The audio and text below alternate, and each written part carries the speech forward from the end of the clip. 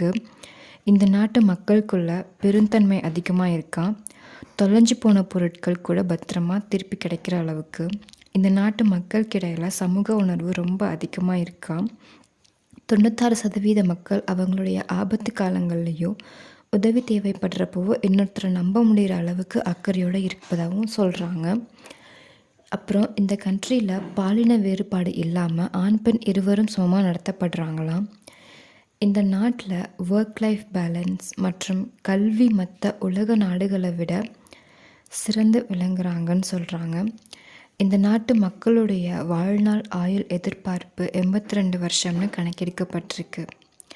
இதையெல்லாம் வச்சு தான் ஒரு நாடு உலகத்திலேயே எவ்வளவு சந்தோஷமான நாடுங்கிற பட்டியலை வெளியிடுறாங்க.